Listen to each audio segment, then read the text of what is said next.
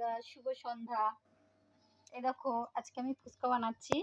যেহেতু আজকে আমার মেয়ের বার্থডে, জন্মদিন। আমার মেয়ে ফুচকা খেতে খুবই পছন্দ করে, তাই সন্ধ্যাবেলা ওকে ফুচকা বানিয়ে খাবো।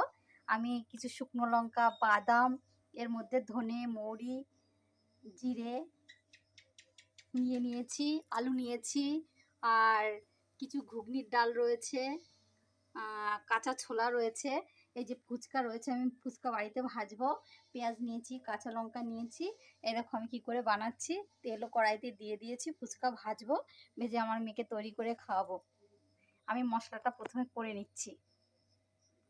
এই দেখো বন্ধুরা, আমি মশলাটা করে নিয়েছি।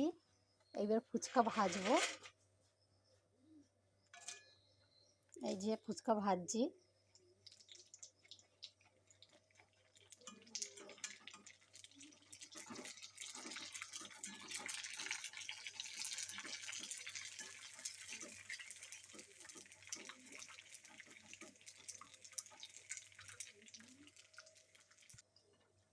এই দেখো বন্ধুরা, আমি কিন্তু ফুচকা ভাজছি। কেমন হচ্ছে তোমরা কিন্তু কমেন্ট করে জানিও আমাকে।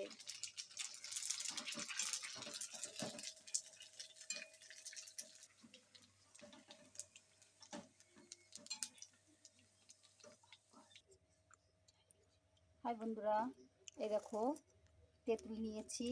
এবার এর মধ্যে কিছু লেবু পাতা ছিঁড়ে দেবো, গন্ধরাজ লেবু পাতা। কিছু বিট লবণ দেবো, এই যে বিট লবণ।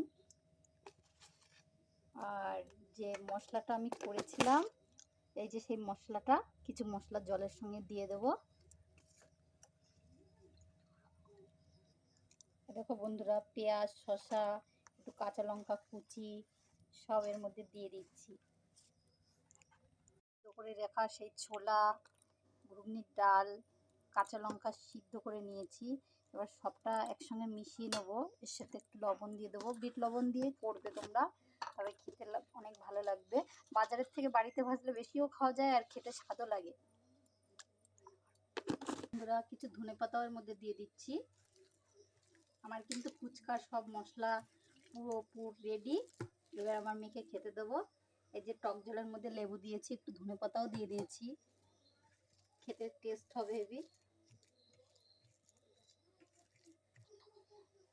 রেডি, কে কে খাবে চলে এসো। আমার মেয়ে খাচ্ছে, আমার মেয়েকে আমি বানিয়ে বানিয়ে দিচ্ছি। সবাই আশীর্বাদ করো আমার মেয়ে যেন ভালো থাকে, সুস্থ থাকে, জীবনে অনেক বড় হতে পারে।